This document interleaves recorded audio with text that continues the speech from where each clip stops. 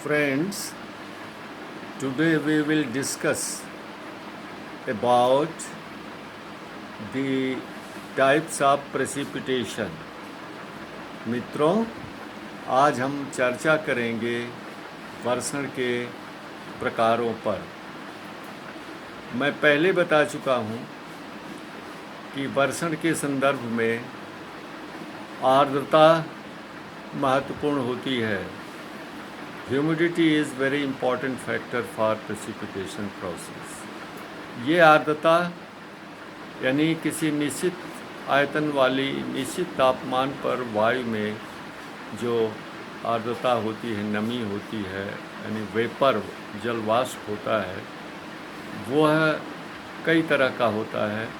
जैसे किसी निश्चित आयतन और तापमान वाली वायु में जितनी आर्द्रता मौजूद होती है उसको एब्सोल्यूट ह्यूमिडिटी कहते हैं, और उस वायु में अधिक से अधिक जितनी नमी धारण करने की क्षमता होती है उसे मॉइस्चर रिटेनिंग कैपेसिटी कहते हैं। और इन दोनों का जो संबंध होता है, दोनों में जो संबंध होता है या अनुपात होता है, उसको हम रिलेटिव ह्यूमिडिटी कहते हैं, सापेक्षिक आर्द्रता कहते हैं। इसको कैलकुलेट करने का फार्मूला भी मैं आपको बता चुका हूँ कि absolute humidity upon moisture retaining capacity into 100, और ये प्रतिशत में अमूमन व्यक्त करते हैं। और जब कोई भी वायु निश्चित तापमान पर उसकी नमी धारण करने की क्षमता और उसमें निरपेक्ष आर्द्रता एब्सोल्यूट ह्यूमिडिटी दोनों बराबर हो जाती हैं, that air is said to be saturated air. तो उस वायु को हम संपृक्त वायु कहते हैं, और अब वर्षण की संभावना हो सकती है। लेकिन जैसे मैंने एक उदाहरण दिया था पिछले अपनी चर्चा में कि कोई एक बाल्टी है जिसमें 10 लीटर पानी आ सकता है, यानी बाल्टी की जल धारण करने की क्षमता 10 लीटर की है, और उसमें केवल 9 लीटर ही पानी है, माने एब्सोल्यूट वाटर की मात्रा 9 लीटर है, तो बाल्टी से पानी आप नीचे नहीं गिरा सकते जब तक उसे टेढ़ा न करें आप। बाल्टी से जो है पानी गिरने की स्थिति कब होगी? पहले तो बाल्टी लबालब भरे, माने 10 लीटर पानी उसमें हो, यानी क्षमता बाल्टी की और पानी की मात्रा बराबर। जैसे उसमें 2-4-10 बूंद और डालेंगे वो बाहर निकल आएगा। तो इसी तरह से वर्षण की प्रक्रिया होती है। The moment air gets saturated, relative humidity becomes 100%, then precipitation begins. अब ये भी बता चुका हूँ आपको कि किसी निश्चित तापमान वाली और आयतन वाली वायु की जो क्षमता होती है नमी धारण करने की, वह तापमान से सीधे संबंधित होती है। The moisture retaining capacity of the air at a particular volume and at particular temperature is directly related to temperature. If temperature increases then capacity also increases. If temperature decreases, capacity also decreases. तो ये है जो relative ह्यूमिडिटीज़ का 100% होना या संघनन due point प्राप्त करना, ये निर्भर करता है हवा के तापमान पर। और इसलिए वर्षण की प्रक्रिया के लिए आवश्यक है कि हवा शीतल हो, ठंडी हो, कूलिंग ऑफ द एयर। अब कूलिंग ऑफ द एयर होने की 2 प्रक्रियाएं हैं। There are 2 processes of air cooling. Number 1 diabatic process and number 2 adiabatic process. Diabatic process में वायु के आयतन में कोई परिवर्तन नहीं होता है और वायु में ऊर्ध्वगति नहीं होती है। There is no vertical movement of the air and there is no change in the volume of water, no change of volume in the air. अब ये कितने तरह के डायबिटिक प्रक्रिया द्वारा वायु ठंडी होती है? तो एक है रेडिएशन कूलिंग, दूसरा है कंडक्शन या कॉन्टैक्ट कूलिंग, और तीसरा है फ्रंटल कूलिंग, एडवेक्शनल कूलिंग। तो पहला जो शीतलन होता है डायबिटिक प्रक्रिया के तहत, वह विकिरण के द्वारा होता है। जब विकिरण के द्वारा अगर किसी वायु में तापमान कम होता है तो उसमें नमी धारण करने की क्षमता कम होती है और रिलेटिव ह्यूमिडिटी बढ़ती है। इसे हम कहते हैं रेडिएशन कूलिंग, लेकिन ये बहुत मंद प्रक्रिया होती है। दूसरा होता है जब कोई भी वायु किसी ठंडी वायु या गर्म वायु के संपर्क में आती है तो उसमें कंडक्शन विधि से, परिचालन विधि से ऊष्मा का स्थानांतरण होता है, जिसके द्वारा हवा ठंडी होती है। लेकिन आपको ज्ञात है कि the air is bad conductor of heat, it is not good conductor of heat. इसलिए ये प्रक्रिया भी यानी कॉन्टैक्ट कूलिंग यानी गर्म या ठंडी हवा के संपर्क के द्वारा हवा का शीतल होना भी मंद प्रक्रिया है। और तीसरा है एडवेक्शनल कूलिंग, प्रवाही शीतलन, यानी जब कोई हवा गर्म हवा ठंडी हवा के क्षेत्र में पहुंचती है तो उसके संपर्क में आने के कारण उसमें शीतलन प्रारंभ होता है। इसमें खास करके शीतोष्णकटिबंधीय चक्रवातों में ऐसे शीतलन की प्रक्रिया होती है। अब दूसरा है एडियाबैटिक रेट, जिसमें हवा का ऊपर उठना आवश्यक होता है। The lifting of air is a must during adiabatic process of cooling of air. ये भी मैं आपको बता चुका हूँ कि adiabatic rate of change of temperature दो तरह का होता है। एक ड्राई एडियाबैटिक रेट होता है, एक मॉइस्ट एडियाबैटिक रेट।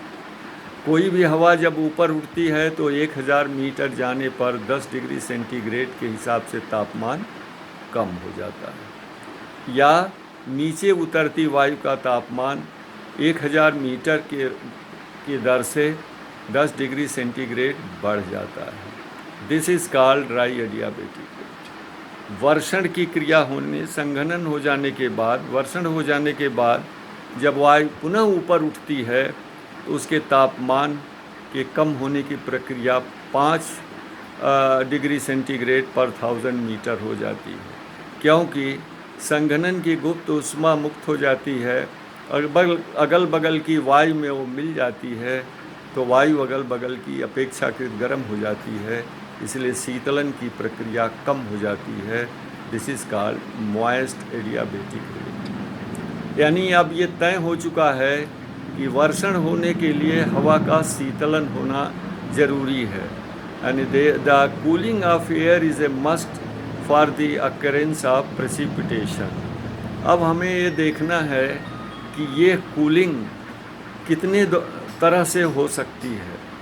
तो हवा जब ऊपर उठेगी तभी वायु ठंडी होगी। अब देखना है कि हवा कितनी तरह से ऊपर उठ सकती है। Number 1 is radiation lifting, number 2 that is called dynamic lifting, number 2 is mechanical lifting और ओरोग्राफिक लिफ्टिंग, और तीसरा होता है वाताग्रीय लिफ्टिंग या फ्रंटल लिफ्टिंग। 3 विधियों से हवा बलात् ऊपर उठती है। रेडिएशन या डायनेमिक लिफ्टिंग में जब तेज़ गर्मी पड़ती है, अर्थात सौरिक विकिरण तरंगें धरातल को आके गर्म करती हैं, तो हवा गर्म होती है। गर्म होने के कारण वो फैलती है और आसानी से ऊपर उठती है और उसका तापमान कम होता जाता है ड्राई एडियाबैटिक रेट के हिसाब से। और देखिए, यह जो डायनेमिक कूलिंग है या रेडिएशन कूलिंग है, इसको हम कन्वेक्शनल कूलिंग भी कहते हैं, संवहनीय कूलिंग भी कहते हैं। और भूमध्य रेखीय क्षेत्रों में जो वर्षा होती है वो संवहनीय वर्षा होती है, तो इसी आधार पर संवहनी वर्षा का एक प्रकार सुनिश्चित किया गया है। दूसरा प्रकार जो है वायु के ऊपर उठने का है फोर्स लिफ्टिंग का, ओरोग्राफिक या मैकेनिकल।